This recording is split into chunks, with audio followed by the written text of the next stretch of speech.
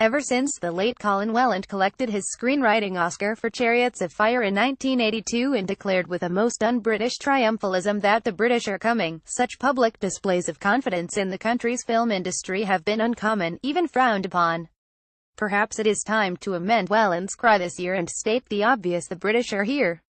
In 2017, there have been more distinctive homegrown debut features funded, made and released, displaying a greater diversity of theme and focus than in any other year in recent memory.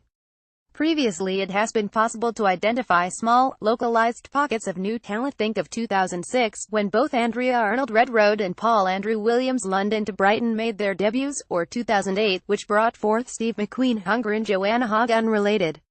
This year feels more like an explosion. It isn't only that promising new filmmakers have emerged, it's also the way in which their films have challenged and disrupted preconceptions about what British cinema and British stories might be.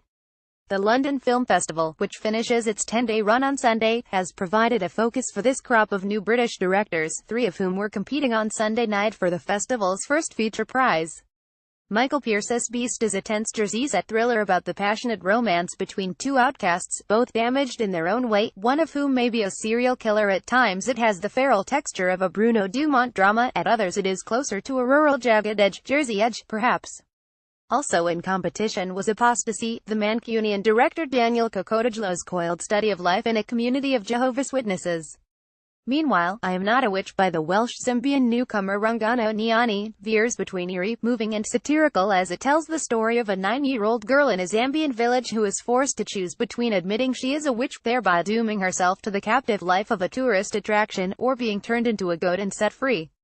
Alex Zacharianu, Left, and Josh O'Connor in God's Own Country, a love story about a young farmer who falls for a Romanian laborer.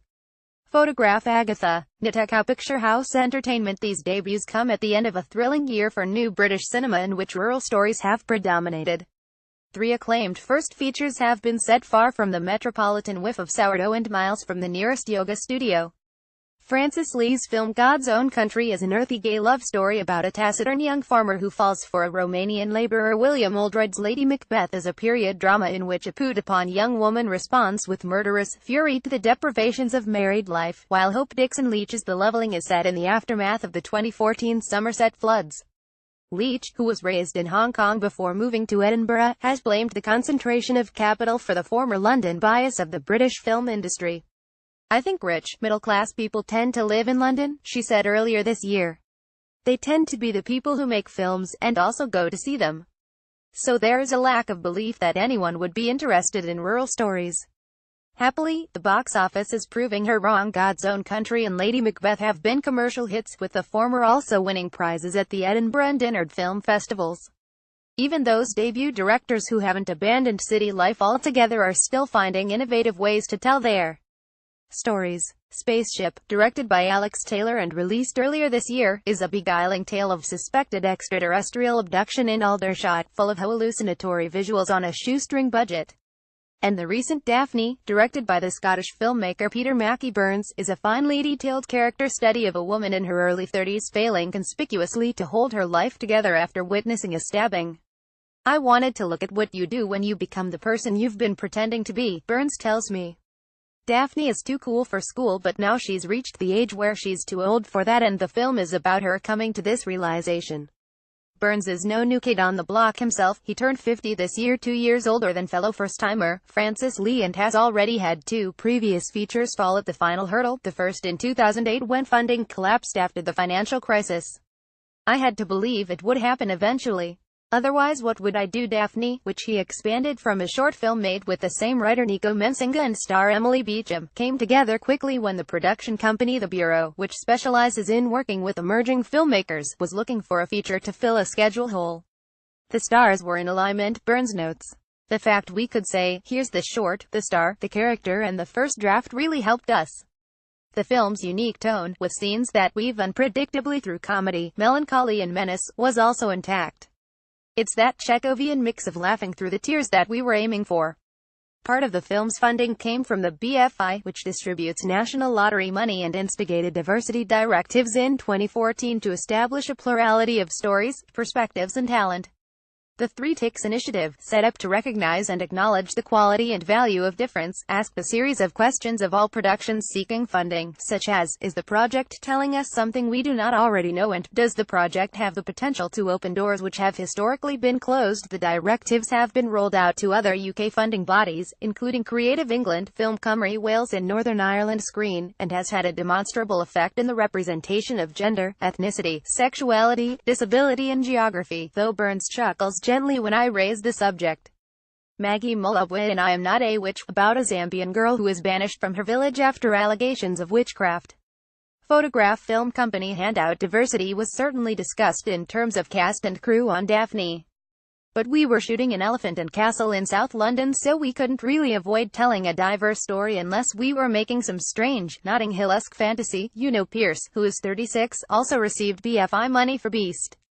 There's been a desire for diversity for a long time, so it's not just filmmakers from London all the time, he says.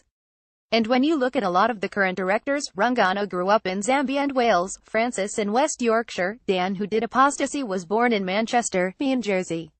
Some of them are autobiographical, but they're all concerned with returning to something fundamental about where we came from. These films can't help but be sincere, but that doesn't mean they can't also be ambitious. It's not just a story about your first kiss. They can be intimate, but there's also a real sense of scope. That informed the visual sweep of Beast, in which the bristly landscape feels indivisible from the characters. This is in every respect the place that made them. Pierce agrees that this extends to his own feelings about growing up in Jersey. I always had this impression of the duality of the place as a child. There was this idea that it could be a beautiful playground, but also somewhere that could be stifling and suffocating. That is as good a description as any for Britain in the shadow of Brexit. The next batch of diverse British films may already on its way to the screen. The thriller Retreat, directed by Ted Evans, a deaf filmmaker, will be the first British feature entirely in sign language, while Dawn of the Dark Fox is co-written and co-directed by Michael Smith, who is on the autistic spectrum. But the wave after that will surely be the one to deal in cinematic terms with the churning issue of Brexit. It has thrown up such big questions, Pierce says. What is this great divide between people who felt European and those who felt distinctly British? I'm expecting filmmakers to look into that divide. What is it, and when did it become so big? It might not be as literal as dramatizing Brexit. It might be some of us decide to go further back, try to figure out what this Anglo-Saxon identity is and what it means now we live in such interconnected times. Burns agrees that its effect will be palpable. It's going to hit funding and it will squeeze everything.